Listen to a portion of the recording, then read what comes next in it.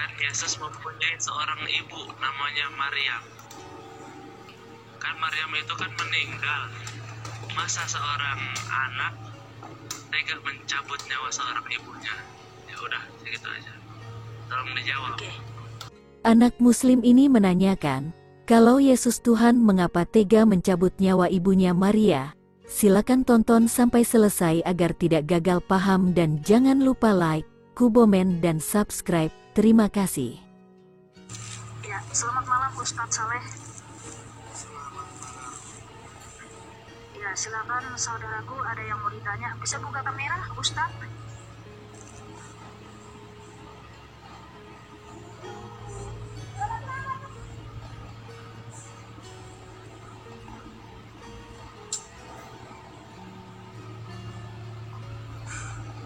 Oh, ya, kalau nggak bisa buka kamera, ya langsung pertanyaannya aja, Ustadz.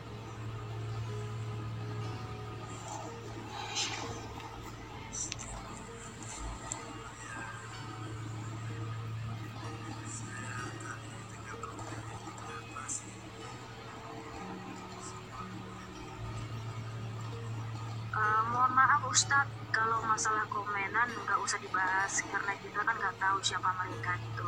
Langsung saja Ustadz, kalau ada yang mau ditanya. Coba belajar Alkitab sama Bang Zuma yang hafal dan paham, naskah lancang bunyi. Aduh, promosi ya. Nih, aku bacakan ya, Amsal 26 ayat 4. Ya langsung saja Ustadz, pertanyaannya apa? Jangan menjawab orang tua menurut kebodohannya. Ngomong apa tadi yang dari awalnya? Waduh, saya ulang lagi gitu maksudnya. Kalau mau lihat rekamannya, lihat di YouTube aja nanti Ustadz. Apa yang saya sampaikan, apa tadi yang ditanya sama Akang Anom, apa yang sudah saya jawab, nanti bisa lihat di YouTube rekamannya Ustadz.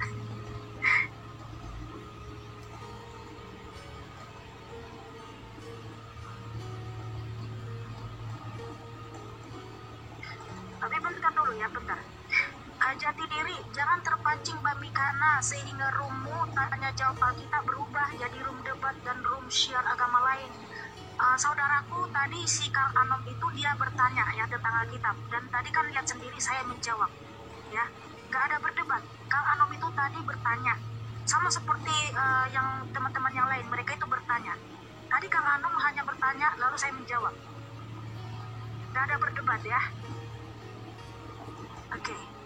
Ya, seperti itu teman-teman yang di YouTube ya. Jati diri, kita nggak berdebat. Makanya kalau berdebat saya akan turunin karena room saya bukan rumput perdebatan. Anda bertanya, Alkitab menjawab.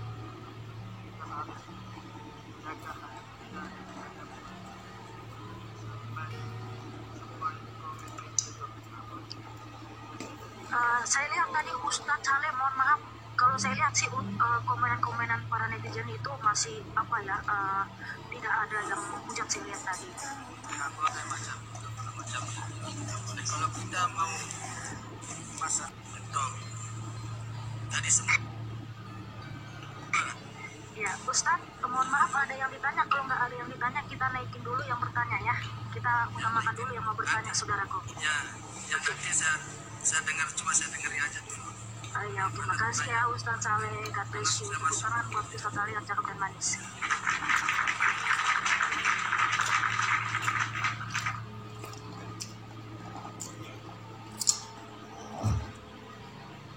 Para netizen semua baik-baik kok ya.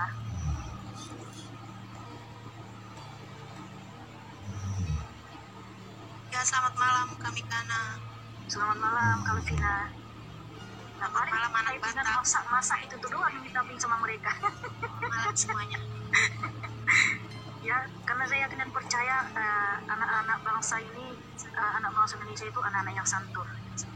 Makanya saya lihat komenannya masih biasa lah ya, hanya komen masa itu aja tadi di komen kaget.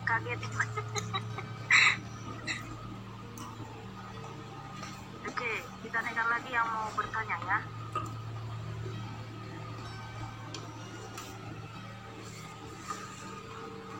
Aku Kak, ya sabar ya.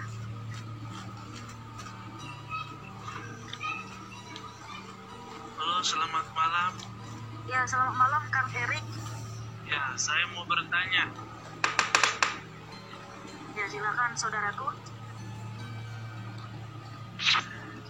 Kan Yesus itu menurut Mbak Yesus itu seorang Tuhan. Kan Yesus mempunyai seorang ibu namanya Maryam. Kan Maryam itu kan meninggal. Masa seorang anak tega mencabut nyawa seorang ibunya? Ya udah, segitu aja. Tolong dijawab. Oke. Ya, silakan anak Batak. Kalau Vina buka kamera. Ya sebentar Kak. Yo, Kang Batak, dijawab. Kalau nggak bisa ngejawab ya biar saya ngejawab gitu. Udah, jangan gitulah. Kan Anda bertanya, kita menjawab saudaraku. Nah, takut. Silakan anak Batak.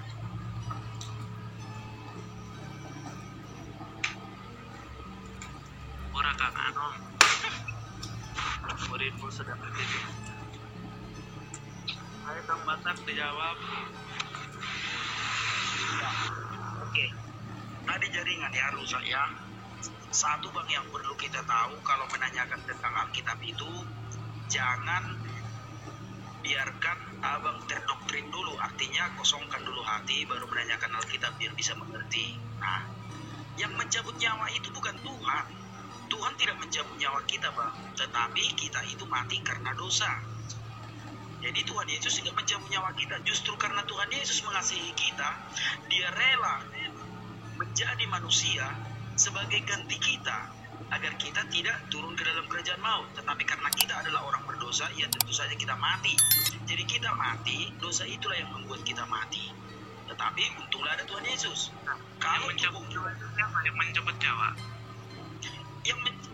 yang mencabut nyawa kita bukan Tuhan Yesus bang, tetapi kita mati karena dosa. Karena dosa lah kita mati. Seandainya ginilah, anggaplah Kang Erik ini orang yang tidak berdosa, mulai lahir, terus udah iya contoh. Kalau tidak berdosa enggak mati naik ke surga seperti yang ada di Alkitab, Henok, Elia, gitu loh. Tetapi karena kita adalah orang berdosa, makanya kita mati. Nah, jadi Tuhan yang ada di surga ini tidak mau melihat kita semua turun ke dalam kerajaan maut. Makanya Dia menjadi manusia untuk mati menggantikan kita. Sehingga orang yang percaya kepada Tuhan Yesus itu tidak akan turun ke dalam kerajaan maut. Kalau tubuh ini harus binasa karena tubuh kita ini adalah tubuh yang panah, tambah tua seiring dengan bertambahnya usia. Nah, jadi yang mencabut nyawa Tuhan Yesus tidak mencabut nyawa kita ya bang. Yang membuat kita mati itu adalah dosa. Nah, berikutnya tentang Bunda Maria ya. Bisa mencabut nyawa itu kayak gimana? Sedangkan kita Gimana bang? kalau dosa itu bisa mencabut nyawa ya bagaimana gimana gitu. Gimana Oke, baik. Sedangkan kalau Ya. kita mencabut seorang itu nggak dosa gitu. Ya, oke. Kan Yesus seorang Tuhan. Masa seorang Tuhan tega melihat ibundanya dicabut nyawa? Kang Erik, tadi kan sudah dijawab anak Batak. Lagian kamu tahu nggak kalau Bunda Maria itu ada di surga ya? Jangankan Bunda Maria, semua yang percaya kepada Tuhan Yesus itu ada di surga. Karena apa? Tuhan Yesus berfirman di Matius 16 ayat 18 ya. Aku akan mendirikan gerejaku atau jemaatku dan alam maut tidak akan menguasainya. Jadi Bunda Maria itu wanita yang paling berbahagia sejagat raya. Karena ada ayatnya di Lukas 1, Bunda Maria mengatakan, segala keturunan akan menyebut aku berbahagia. Karena apa? Dia dipilih Tuhan Yesus Kristus sebagai wadah kedatangan Mesias. Jadi Bunda Maria adalah perawan suci, perawan yang saleh, bunda yang terpilih ya, wanita yang terpilih. Nah, seperti itu saudaraku. Jadi jangan kamu bilang durhaka apa orang dia ada di surga. Jangankan Bunda Maria, kami aja yang percaya Tuhan Yesus, alam maut tidak akan menguasai kami. Kami ke surga ya, karena apa? Tuhan sudah memberikan surga kepada kami, saudaraku. Jadi orang Kristen itu melakukan kebaikan bukan lagi supaya masuk surga, tapi meresponi kasih karunia keselamatan atau surga yang sudah diberikan Tuhan Yesus kepada kita. Nah, seperti itu saudaraku ya, saya rasa udah cukup dulu ya. Makasih Kang Erik, God bless you. La ilaha illallah wa asyhadu anna Muhammadar Rasulullah. Tepuk tangan buat Kang Erik yang cakep dan manis.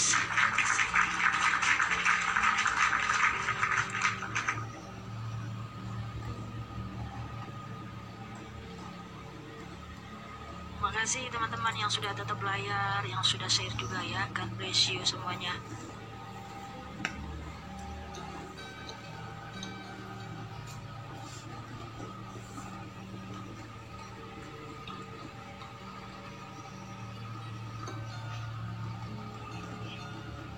Ya, selamat malam Jahra Fashion.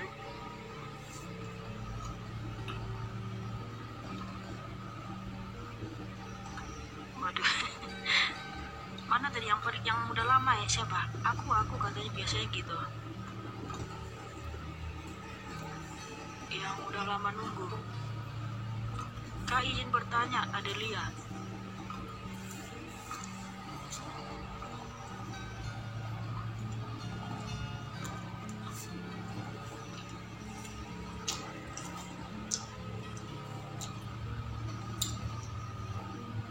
Aduh, panjangnya ke bawah. Gak ada Adelia.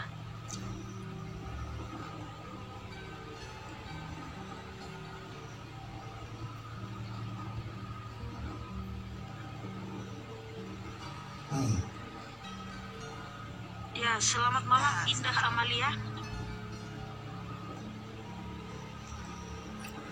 Indah Amalia, Pak.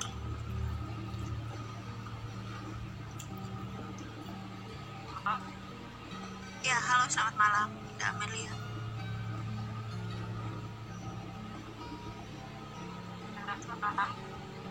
Suaranya putus-putus Indah. Mungkin dibagusin dulu jaringannya, cantik ya. Mohon maaf ya. Supaya tidak lama-lama, kita langsung naikkan yang lain dulu. Soalnya putus-putus. Makasih Bang Henry. Faiz, Tuhan Yesus selamat memberkati. malam. Faiz, turun lagi. Makasih. Silakan Henry. disapa. Tuhan berkati membalasnya.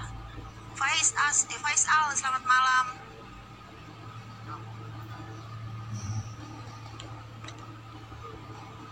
Ya, halo, silakan.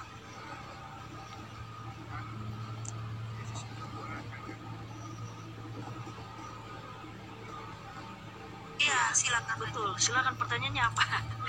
Otomatis kan kalau Tuhan itu kan maha kuasa, kan Iya betul. terus kan apa Yesus turun ke dunia kan katanya tadi kakak buat membebasi manusia dari apa tadi namanya Dari dosa. Tuhan Yesus Kristus membebaskan kita dari kerajaan maut. ya, kenapa harus turun ke dunia gitu kan? Yesus kan Tuhan, tinggal beri aja gitu, tinggal berkata gak usah turun ke dunia, kan Tuhan berkuasa gitu kan. Iya, tadi saya sudah jelaskan ya. Tuhan Yesus Kristus tidak bisa membatalkan hukumnya di Kejadian 2:17, tidak bisa menarik kembali. Karena apa? Adam dan Hawa sudah melanggar hukum di Kejadian 2:17. Jadi, manusia berhutang nyawa kepada Tuhan supaya bisa bangkit lagi. Itulah kenapa Adam dan Hawa serta keturunannya mengalami kematian, karena Adam dan Hawa sudah melanggar hukum di Kejadian 2:17. Karena Tuhan itu kan maha adil, jadi hukum itu berlaku kepada Adam dan Hawa serta keturunannya. Tetapi Tuhan itu juga maha kasih. Dia tidak menghendaki manusia yang sudah mati ini kekal abadi dalam dosa-dosanya, mati di kerajaan maut. Nah, karena tidak ada lagi manusia yang suci, tidak ada lagi yang bisa menebus kita dari kematian, maka Tuhan itu sendiri yang datang. Karena apa? Tidak ada yang setara dengan dia. Jadi dia sendiri yang menebus manusia dari kerajaan maut, dari hukumnya sendiri. Ya, jadi dia sendiri yang menebus manusia di kerajaan maut dari hukumnya sendiri. Itu saudaraku, kenapa Tuhan datang menjadi manusia?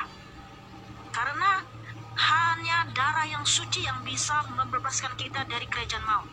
Kenapa? Nyawa manusia ada di dalam darahnya dan darah pengantara antara nyawa.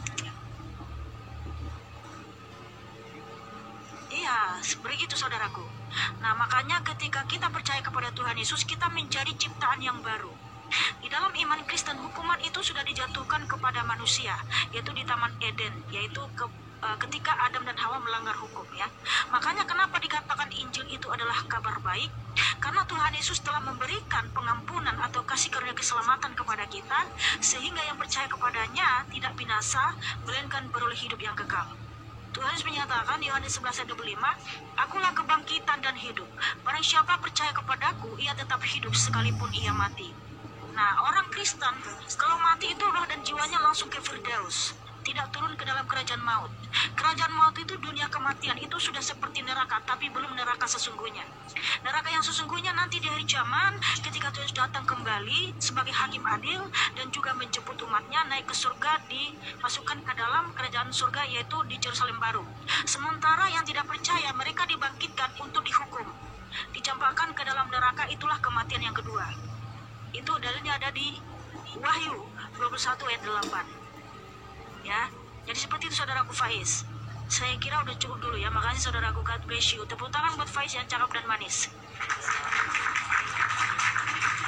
Ya, sama-sama saudaraku. Makasih Binton.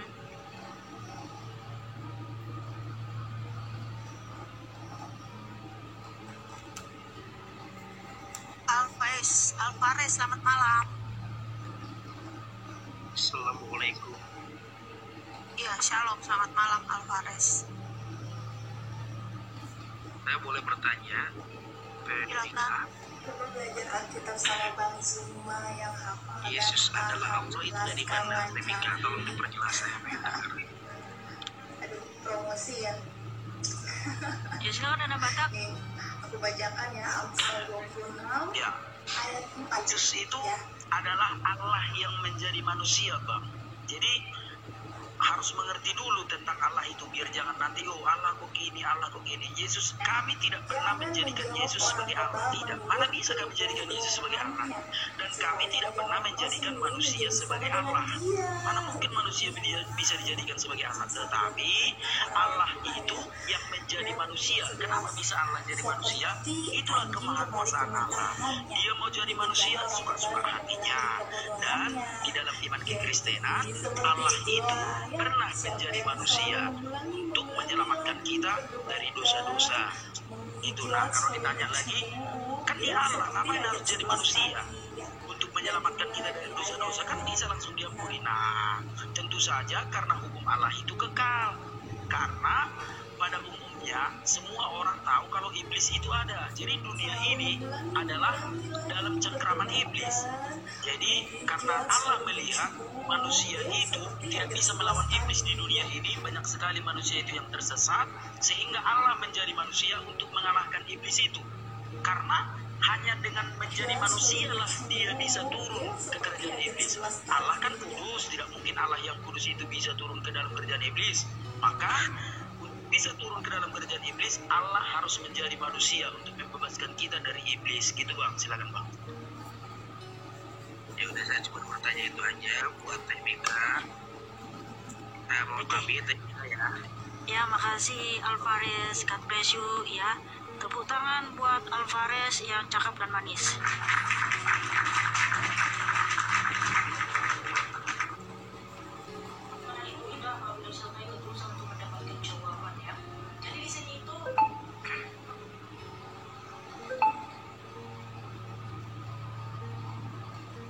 Makasih Dewa, selamat malam. Iya, selamat malam kakak-kakak Kuang Bangku. Silakan. Kedengaran? Iya, dengar. Iya. Maaf Mbak kakak Mika, saya mau tanya, itu 2 Lukas 2346 itu gimana sih maksudnya? Lukas 23 ayat berapa saudara? 46. Oke, kita baca ya, Lukas 23 ayat 46. Lalu Yesus berseru dengan suara nyaring, "Ya Bapa, ke dalam tanganmu kuserahkan nyawaku." Dan sesudah berkata demikian, ia menyerahkan nyawanya. Iya. Oke, pertanyaannya apa? Maksudnya apa gitu? Iya, itu maksudnya gimana itu? Kan Yesus Tuhan nih. Iya. Nah, makanya saudaraku, ketika Tuhan datang ke dunia menjadi manusia, dia disalib ya. Di atas kayu salib dia menyatakan seperti ini. "Ya Bapa, ke dalam tanganmu kuserahkan nyawaku." Dia langsung mati. Nah, menurutmu Lalu siapa yang bisa seperti itu ketika dia mengatakan ke dalam tanganmu kuserahkan nyawaku langsung mati? Bisa nggak kamu mengatakan sekarang ini walaupun kamu dalam keadaan sakit ya? Dia menyerahkannya ke siapa nih? Tunggu sebentar, supaya kamu tahu siapa dia. Karena gini, sekalipun orang sakit ya, sakitnya sudah parah, dia nggak bisa bilang gini, ya Tuhan, ya Bapa, ke dalam tanganmu kuserahkan nyawaku. Bisa nggak dia langsung tiba-tiba mati, saudaraku? Ini kan bukan manusia. Enggak, saya jawab dulu. Kan Yesus kan Tuhan. Iya.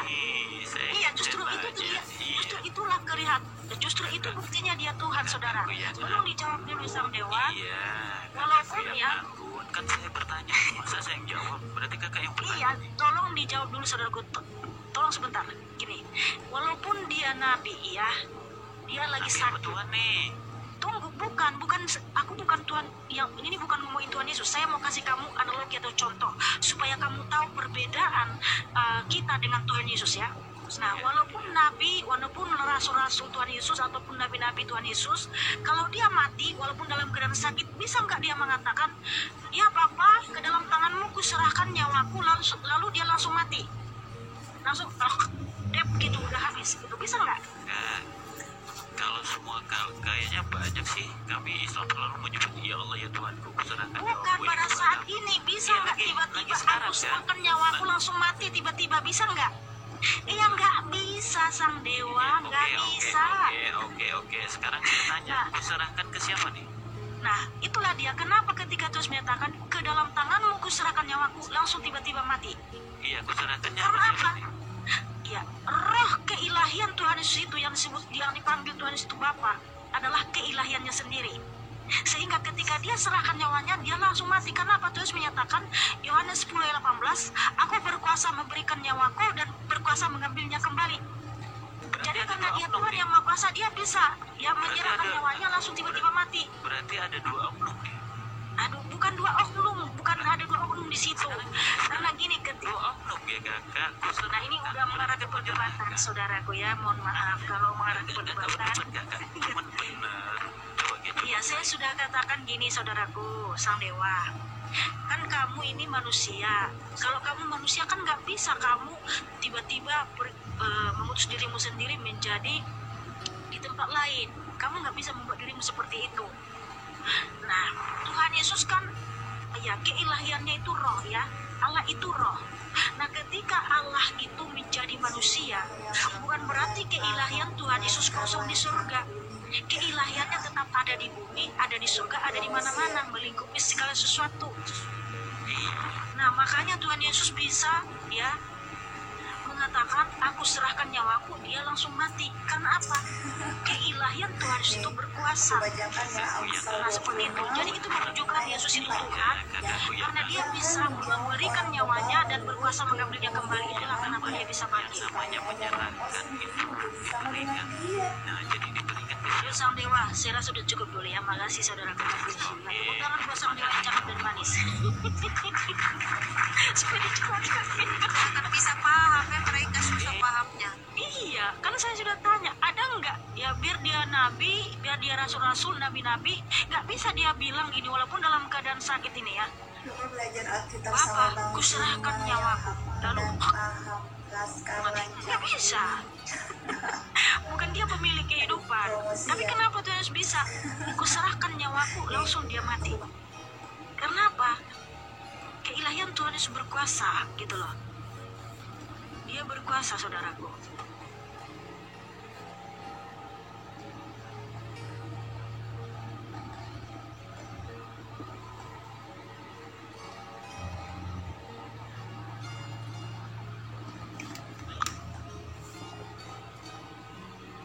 Iya, selamat malam, Rana. Selamat malam. Maaf ya, saya nggak bisa buka kamera. Ayah nggak Ya, apa-apa. silakan lanjut ke pertanyaannya. Ini saya Kristen. Dari lahir dan besar sampai sekarang saya Kristen. Saya cuma mau tanya, bagaimana sih orang Kristen menjawab hal-hal yang seperti tadi ya ditanyakan dengan hati yang lebih adem, dan mencoba menjelaskan ke mereka, dan ayat apa yang paling jitu untuk bisa menjelaskan itu. Karena terus terang di lingkungan kami pertanyaan itu selalu juga ditanyakan kepada saya terutama. Jadi saya bilang, kenapa sih kok pertanyaannya hanya itu dan itu dan itu. Jadi saya belum punya jawaban yang pas dari Alkitab untuk menjawab hal-hal yang tadi. Terima kasih. Oke, tapi sebentar Gerakan dulu. nyawa itu Kak. Ya, karena percaya Yesus Kristus adalah penasihat yang ajaib, Allah yang perkasa, Bapa yang kekal, Raja damai, sesuai dengan dalil di Yesaya 9 ayat 6. Of course. He Wow, is haleluya, Lord. haleluya. Haleluya. Ya. Oke, nah begini Kak Rahna, kalau ingin ya bisa menjawab apabila ada saudara-saudara kita yang bertanya kepada kita, karena memang ada dalilnya ya di 1 Petrus 3 ayat 15. Kalau ada yang bertanya tentang iman kita, kita harus menjawab, karena kita harus mempertanggungjawabkan iman kita. Itu namanya apologetika ya, tapi dengan sabar dan dengan kelemah lembutan, dan kita nggak boleh menghina agama lain, dan kita tidak boleh menjawab dengan kasar ya, dengan olok-olok, nggak bisa. Nah, supaya karena itu bisa menjawab, nanti baca Alkitab sungguh-sungguh. Sebelum membaca Alkitab, minta hikmat dari Tuhan Yesus untuk mengerti. Karena apa? Untuk mengerti Alkitab itu harus diberi hikmat sama Tuhan Yesus Kristus. Karena banyak orang baca Alkitab, tapi dia nggak ngerti artinya. Kenapa? Dia nggak percaya sama Tuhan Yesus, bahwa Tuhan Yesus adalah Allah yang perkasa, Bapa yang kekal, Raja damai. Kalau dia nggak percaya bahwa Yesus adalah Bapa yang kekal, sulit dia untuk mengerti firman Tuhan. Karena apa? Tuhan Yesus hanya memberikan hikmat itu kepada anak-anaknya, ya. Maka Yesus menyatakan, kepadamu diberikan karunia untuk mengerti firman Tuhan. Karena apa? Anak-anaknya diberi karunia. Tapi kalau dia berkeras hati, ya, hanya ingin dia menyangkal Yesus adalah Bapa yang baik, dia pasti nggak tahu firman Tuhan itu. Karena apa? Karena dia mengeraskan hati, ya. Jadi banyak orang mempelajari tentang Tuhan, tapi belum tentu dia mengenal siapa Tuhan Yesus. Nah, supaya kita mengenal siapa Tuhan Yesus, berdoa, sujud di kakinya, minta hikmat, ya. Tuhan Yesus, ajari saya untuk mengenalmu lebih dalam lagi. Tolong saya Tuhan. Nah, berdoa seperti itu. Kemudian sering nonton live kita ya Kakak Rana ya. Ya. Ya, oke. Terima Tadi kasih ayatnya tadi semuanya. 1 Petrus berapa Kak Mikana? 1 Petrus berapa tadi? 1 Petrus 3 ayat 15. Itu Ya. tentang apologetika ya, bahwa kita harus mempertanggungjawabkan iman kita ketika kita ditanya. Jadi kita nggak bisa diam. Tapi gini, kalau kita sudah jawab, dia ngeyel, kebaskan debu dari kakimu. Artinya Haleluya. nggak usah kamu layani, ya. Ya. Kalau kamu sudah jawab, dia ngeyel, nggak usah dilayani. Langsung stop saja. Baik. Ya, kita hanya menjelaskan. Diterima puji Tuhan, nggak diterima juga nggak apa-apa. Yang penting kalau ditanya kita bisa menjawab ya. Nggak boleh kita diam gitu ya. Makanya belajar sungguh-sungguh. Oke, seperti itu ya Karana. Rasa udah cukup ya. Kita ganti dulu sama yang lain. Ya, Tuhan Yesus juga memberkati. Tepuk tangan buat Karana yang cantik dan manis.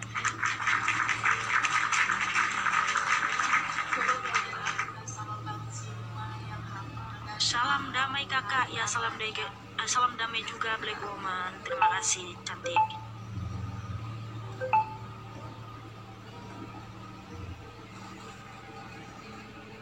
Makasih abang. Ya, Pak. Sipur Roman, selamat malam. Assalamualaikum. Iya, Ya, selamat shalom, malam. selamat malam. Iya. Silakan, apa yang mau ditanyakan? Ya, jadi saya mau jadi mana pengakuan Yesus bahwasanya dia itu beragama Kristen? Ya silakan jawab Kalvina. Nanti tambahin sama anak Batak. Ya. Kristen itu bukan agama ya. Kristen itu adalah pengikut Yesus Kristus. Kristen Masa itu Yesus Kristus mengikuti dirinya sendiri kan nggak mungkin. Nggak ada, itu nggak bisa. Masa Yesus Kristus mengikuti dirinya sendiri kan tidak bisa. Jadi Kristen itu adalah pengikutnya Tuhan Yesus Kristus. Jadi Yesus itu dia itu utusan apa sang pengutus?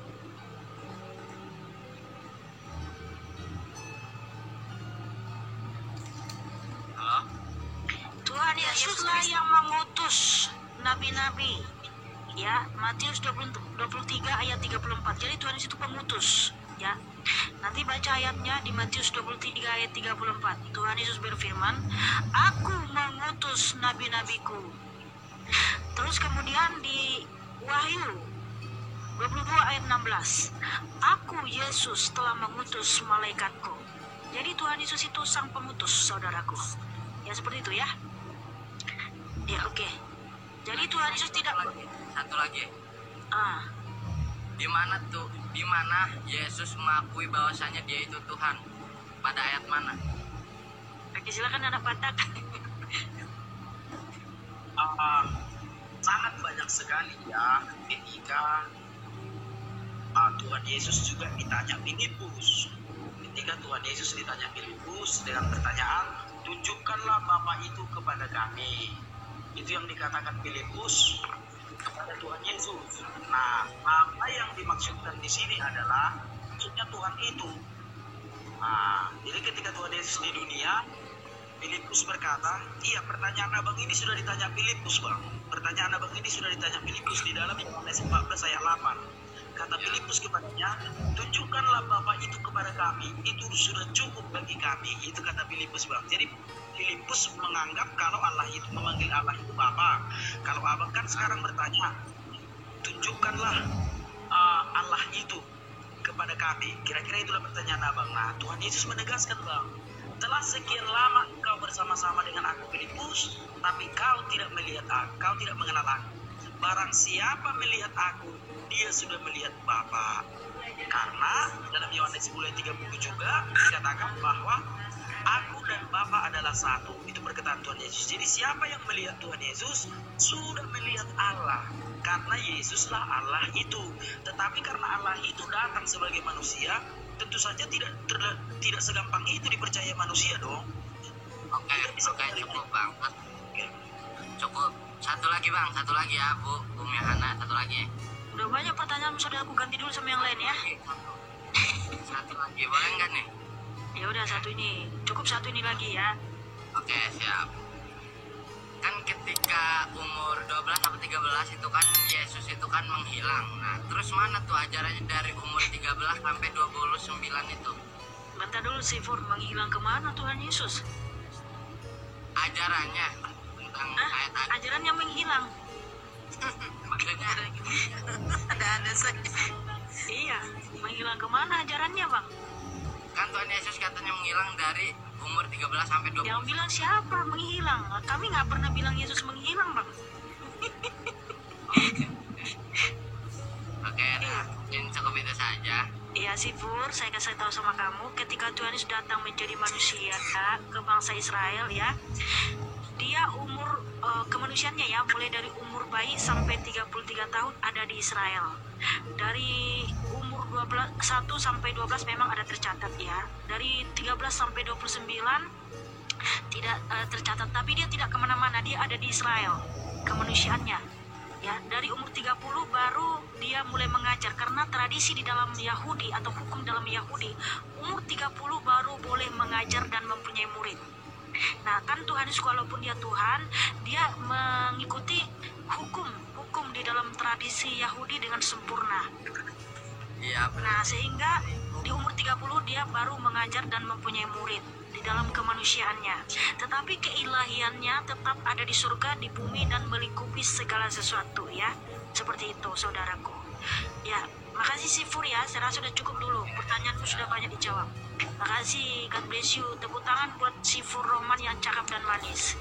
Semangat si Pur.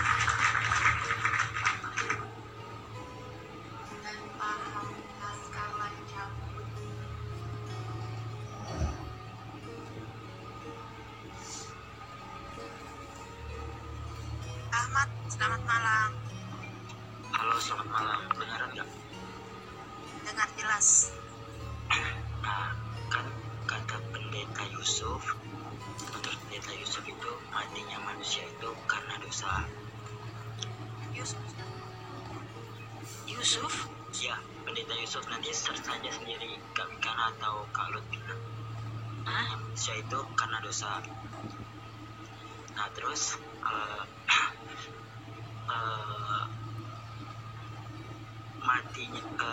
matinya meninggalnya Yesus Kristus pas disalib itu, siapa yang mencabut nyawanya?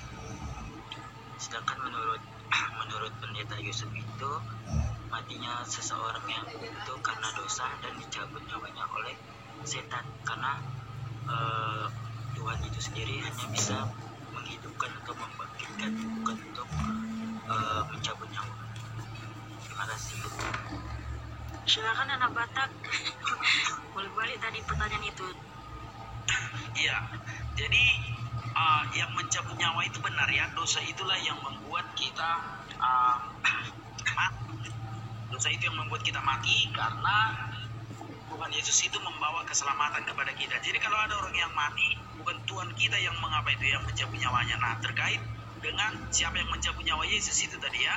Nah, Tuhan Yesus tidak ada yang mencabut nyawanya karena dia Tuhan yang menjadi manusia. Bagaimana mungkin ada bisa yang mencabut nyawa Tuhan? Tidak bisa ya. Tetapi Alkitab mencatat Tuhan Yesus menyerahkan nyawanya dan berkuasa untuk mengambilnya kembali. Jadi dia menyerahkan nyawanya sebagai tebusan atas dosa-dosa kita dan berkuasa untuk mengambilnya kembali, gitu Bang. Jadi tidak ada yang bisa mencabut nyawa Yesus. Gitu. Jadi begini. Bentar dulu anak Batak. Kenapa ini anak Batak ya? Live ini dibatasi, kami telah membatasi agar orang lain tidak dapat menemukan live Anda karena anak Batak mungkin tidak memenuhi persyaratan usia. Emang usiamu kamu bikin berapa, anak Batak? Usia aku 62. Kenapa 62 kamu bikin? Biasanya enggak gitu, biasanya bisa. Coba turun dulu baru ini. Makanya, aduh, tunggu dulu ya.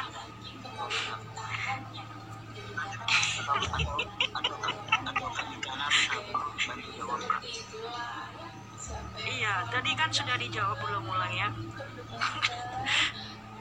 Iya.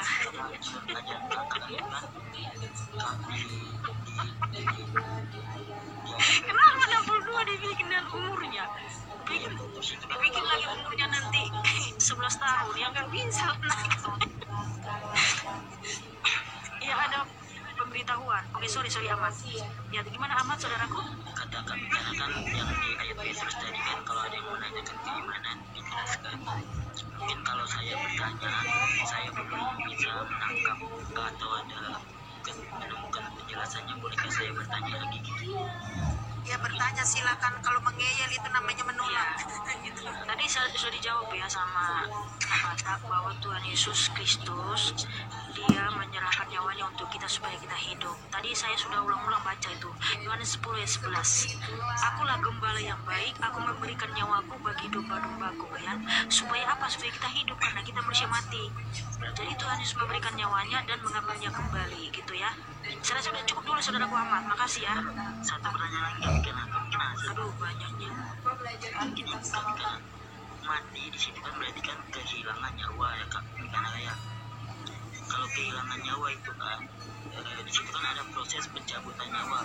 Berarti di situ ada subjeknya dong, siapa yang mencabut nyawanya. Atau mungkin dong kayak menyerahkan diri. Ahmad, saudaraku yang baik hati, dengar dulu. Diri gitu ya. Betapa sadisnya. Ahmad. Tuhan Yesus bukan budir ya. Tadi kan sudah dijelasin dia memberikan nyawanya bagi anak-anaknya yang sudah mati supaya kita hidup ya. Dan dia berkuasa mengambilnya kembali, makanya dia bangkit. Itu saudaraku ya. Udah, saya rasa sudah cukup dulu ya saudara ya. Siapa yang mencabut nyawanya? Bukan dia berkuasa mengembalikan nyawaku. Dia tadi kan ada kata dia, Yesus itu berkuasa menyerahkan dan berkuasa mengembalikan nyawanya. Berarti saat proses dia mati itu yang mencabut nyawanya dia sendiri juga gitu? Dia sendiri ya. Lalu kemudian setelah 3 hari dia mati di dalam kuburan itu, dia kembali menyerahkan nyawanya, makanya dia bangkit pada hari ketiga. Sadis ya? Masa? Kok sadis? Ya, oke, sana sudah karena cukup. begitu besar kasihnya Tuhan Yesus kepada kita, makanya dia dijawab juga. karena cintanya kepada manusia, makanya dia seperti itu, Ahmad. Iya, sudah udah dijawab juga, tapi masih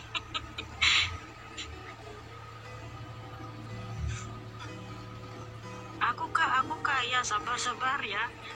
Soalnya kita naikin satu-satu. Malam Mbak Mika. Nah, Ya malam saudaraku muslimin.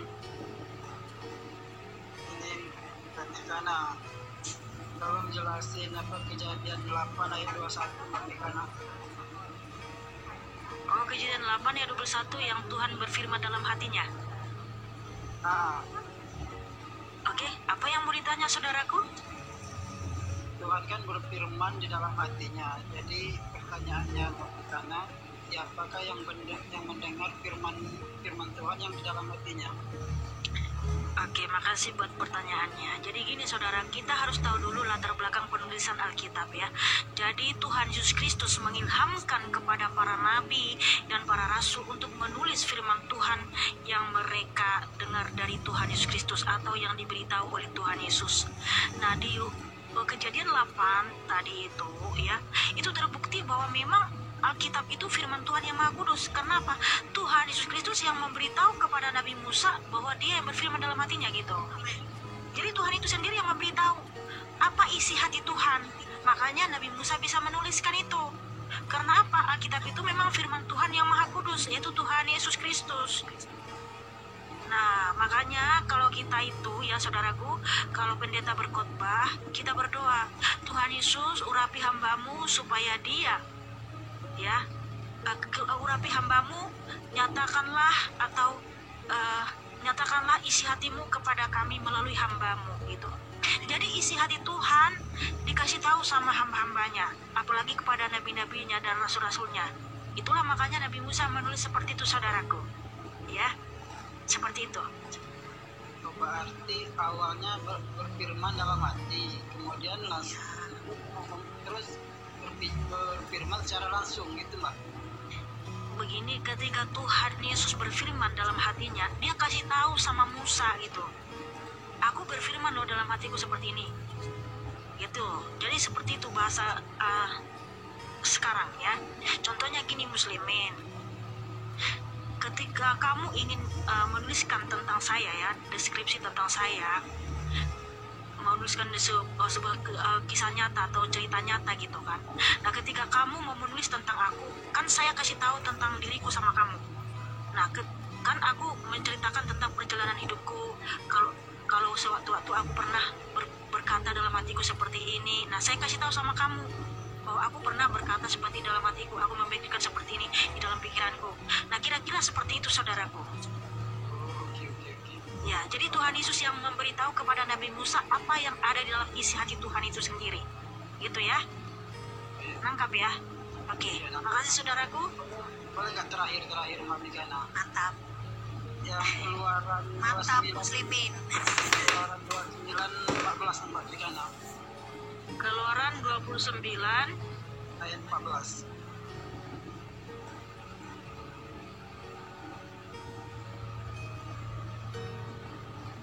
Tetapi daging lembu jantan itu, kulitnya dan kotorannya haruslah kau bakar habis dengan api di luar perkemahan. Itulah korban penghapus dosa. Sorry. Maaf. Oke, silakan pertanyaannya apa? Yang jadi pertanyaannya, apakah kotoran yang dibakar tadi bisa menghapus dosa Mbak Migana? Oke, gini saudaraku ya, mengenai penghabisan Harun dan anak-anaknya. Jadi memang ya, semua domba yang disembelih itu semua dibakar. Ya, jadi itu sebenarnya bukan domba atau kotoran itu yang menghapus dosa kita, karena ini adalah tipologi tentang Kristus ya, dimana kalau orang Israel berbuat salah atau berbuat dosa, mereka harus mempersembahkan domba jantan atau anak domba yang tak bercacat, lalu semua domba itu dibakar, maksudnya termasuk sama isian-isian tubuhnya juga di dalam bagian perutnya lembu itu atau domba itu harus dibakar semua. Itu maksudnya. Jadi bukan kotoran itu yang menghapus dosa, tapi supaya semua dibakar ya, apa yang ada di dalam domba itu dibakar habis. Karena gini, itu tipologi tentang Kristus, bahwa Kristus itu ketika datang menjadi manusia, semua yang ada di dalam Kristus itu suci, mulia, agung. Karena apa? Kristuslah yang menghapus dosa-dosa kita, yaitu melalui darahnya yang kudus ya. Jadi anak domba yang tak bercacat, anak domba yang dipersembahkan di bait suci, darahnya dipercik di bait suci, dan domba itu semua dibakar habis ya, sampai isi bagian-bagiannya. Sebenarnya itu adalah tipologi Kristus yang nggak boleh dimakan ya. Itu adalah tipologi Kristus, bahwa Kristuslah yang menghapus dosa-dosa kita, bukan anak domba itu. Karena apa? Karena semua yang ada di dalam Kristus ketika dia menjadi manusia, semua suci. Semua dari ujung kepala sampai ujung kaki, semua suci, mulia, agung. Nah itu maksudnya saudaraku, ya. Ya seperti itu. Saya kira udah cukup ya. Makasih saudaraku muslimin. God bless you. Tepuk tangan buat muslimin yang cakep dan manis. Ya sama-sama saudara. Aku udah 2 jam. Siapa itu tadi? Mana dia? Aku udah 2 jam.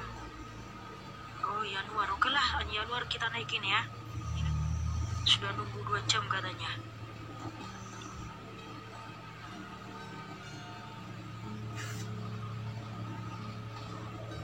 Ya luar, mana dia? Oke. Yang ketiga,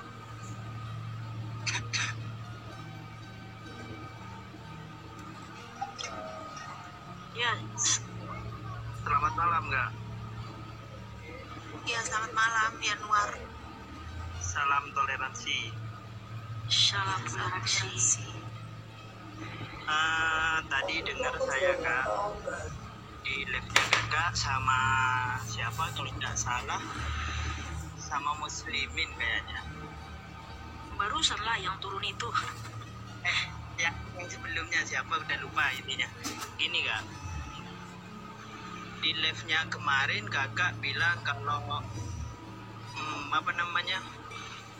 Bunda Maria tersebut bersuami. Terus di live-nya tadi bilang kalau Bunda Maria itu perawat yang yang matinya itu udah masuk ke dalam surga. Maksudnya gimana ini kok dan sama gitu? Gak pahamnya itu. Soalnya kan dari kemarin saya mau naik gak bisa gitu, belum sempet. Gimana? Apaan saudaraku? Di live kemarin kakaknya bilang kalau Bunda Maria itu untuk menutupi kemaluannya, maksudnya rasa malunya, bukan gitu ya, rasa malunya Bunda Maria melahirkan Yesus. Kakak bilang kalau Bunda Maria tersebut menikah, sedangkan di live tadi Bunda Maria itu adalah perawan yang masuk surga gitu. Maksudnya gimana? Perawan menikah? suci. Perawan suci. Tapi di live Iya begini saudaraku ya. Waktu Bunda Maria mengandung bayi Yesus, Maria itu perawan suci. Jadi Yesus Kristus ketika menjadi manusia ya ada di rahim Bunda Maria, bukan karena Bunda Maria itu tidur bersama laki-laki. Jadi memang dia perawan suci, betul-betul perawan, tapi dia sudah mengandung karena apa? Roh Kudus yang inkarnasi di dalam rahimnya menjadi manusia ya. Itu ada ayatnya di Matius 1 ayat 18. Ini saya baca ya, Matius 1 ayat 18. Kelahiran Yesus Kristus adalah seperti berikut. Pada waktu Maria ibunya bertunangan dengan Yusuf, ternyata ia mengandung dari Roh Kudus sebelum mereka hidup sebagai suami istri. Karena Yusuf suaminya seorang yang tulus hati dan tidak mau mencemarkan nama istrinya di muka umum, ia bermaksud menceraikannya dengan diam-diam. Tetapi ketika ia mempertimbangkan maksud itu, malaikat Tuhan nampak kepadanya dalam mimpi dan berkata, Yusuf anak Daud, janganlah engkau takut mengambil Maria sebagai istrimu, sebab anak yang di dalam kandungannya adalah dari Roh Kudus. Ia akan melahirkan anak laki-laki dan engkau akan menamakan dia Yesus, karena dialah yang akan menyelamatkan umatnya dari dosa mereka. Jadi tadinya Yusuf ini mau meninggalkan Maria, karena kan Yusuf tahu loh, aku kan belum ada tidur sama Maria, kok dia sudah mengandung, ini dari mana? Tetapi malaikat Tuhan datang ke mimpi Yusuf memberitahu, kamu jangan meninggalkan Maria, sebab anak yang dikandungannya itu adalah dari Roh Kudus. Karena apa?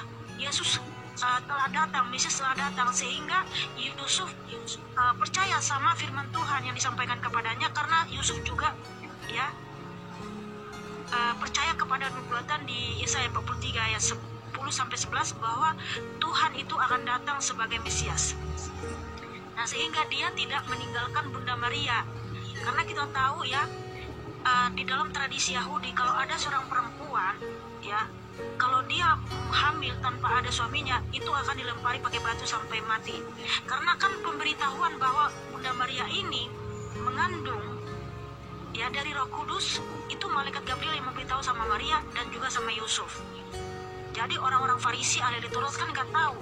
Yang penting kalau mereka lihat, Maria ini mengandung gitu kan, nggak ada suaminya, nah itu dicurigai. Tapi karena Maria ini ada suaminya Yusuf dan Yusuf tidak mau meninggalkan dia, sehingga tidak dicurigai gitu loh, tidak dianggap berzina, walaupun memang hanya Maria dan Yusuf yang tahu bahwa anak yang dikandung Maria itu dari Roh Kudus, gitu saudaraku.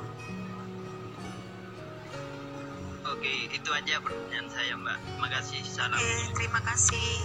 Iya, salam toleransi, makasih. God bless you. Tepuk tangan buat Yanwar yang cakep dan manis.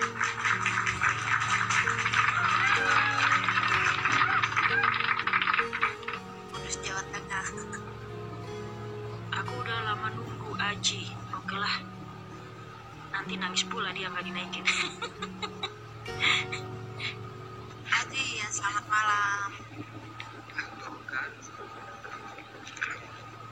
Kresek itu apa mic-nya di ini. Halo, tes. Oke. Ada kipas ya, matikan kipas dulu. Ya, Oke, udah jelas. Udah. Ya. Izin bertanya. Tadi di live tadi sudah dijelaskan kalau dalam ajaran agama kakak tuh yang membuat manusia mati itu karena dosa. Ya. Nah, jadi pertanyaannya, apa yang terjadi pada bayi-bayi dan anak-anak kecil ketika mereka meninggal? Apakah ia telah memiliki dosa sehingga ia merasakan kematian? Bahkan dia baru lahir merasakan mati. Dosa mana yang dibeban kepada bayi yang baru lahir tersebut? Bukankah mereka bayi tersebut baru lahir?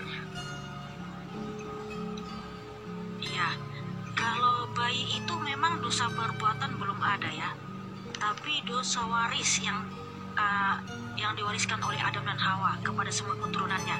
Itulah kenapa manusia mati. Kalau bayi itu dosa perbuatan nggak ada, tapi kenapa ada bayi mati? Karena itulah yang diwariskan Adam dan Hawa kepada keturunannya, yaitu dosa maut.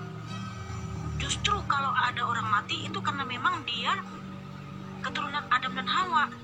Itu saudaraku Aji. Tetapi boleh di... Oke, jadi saya baca ya, gini. Roma 5 ayat 12. Sebab itu sama seperti dosa telah masuk ke dalam dunia oleh satu orang, dan oleh dosa itu juga maut. Demikianlah maut itu telah menjalar kepada semua orang, karena semua orang telah berbuat dosa. Ya. Kemudian upah dosa ialah maut. Roma 6 ayat 23 ya. Roma 6 ayat 23. Sebab upah dosa ialah maut, tetapi karunia Allah ialah hidup yang kekal dalam Kristus Yesus Tuhan kita. Jadi ketika manusia mengalami kematian itu karena kena dosa waris dari Adam dan Hawa. Yang diturunkan atau diwariskan Adam dan Hawa kepada keturunannya itu adalah dosa waris. Karena upah dosa ialah maut ya. Jadi dosa maut yang diwariskan saudaraku. Itulah kenapa manusia mengalami kematian. Tetapi di dalam Kristus Yesus kita hidup yang kekal. Karena apa? Tuhan Yesus telah membebaskan kita dari kerajaan maut. Makanya kalau kita mati di dalam Kristus, roh dan jiwa kita langsung ke Firdaus, ke surga. Enggak ke kerajaan maut lagi. Nah, kalau bayi yang mati itu, kalau orang tuanya itu orang Kristen yang percaya kepada Tuhan Yesus, bayinya itu masuk Firdaus. Karena sudah dikuduskan oleh orang tuanya yang mengandung. Nah makanya kita itu ya, ini bukan kata saya, makanya Tuhan menyatakan Matius 11 ayat 28, marilah kepadaku hai kamu yang letih lesu dan berbeban berat, aku akan memberi kelegaan kepadamu. Jadi Tuhan Yesus itu memberi kelegaan baik di bumi maupun di surga. Kemudian Tuhan juga mengatakan Yohanes 11 ayat 25, akulah kebangkitan dan hidup, barang siapa percaya kepadaku ia tetap hidup sekalipun ia mati. Nah kalau bayi yang meninggal tapi orang tuanya Kristen percaya kepada Tuhan Yesus, dia akan masuk surga atau Firdaus karena sudah dikuduskan oleh orang tuanya ketika mengandung bayinya. Gitu ya, seperti saudaraku Haji. Makanya Yesus menyatakan supaya percaya kepada dia, itu bukan kata saya ya. 1 Petrus 3 ayat 9, Tuhan tidak lalai menepati janjinya, tapi dia sabar terhadap kamu, karena Tuhan Yesus tidak menghendaki satu orang pun binasa, melainkan supaya semua orang bertobat dan datang kepadanya. Kenapa? Kisah para Rasul 4 ayat 12, tidak ada keselamatan di dalam siapapun juga selain di dalam Tuhan Yesus Kristus. Itu saudaraku ya. Oke, baik. saya rasa udah cukup. Makasih saudaraku Aji sudah bertanya. God bless you. Ya, tepuk tangan buat Aji yang cakap dan manis.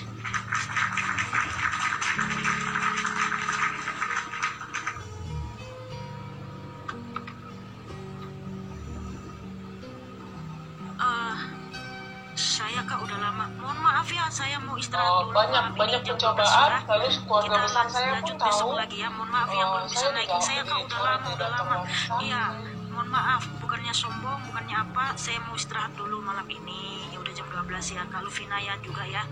Oke. Abis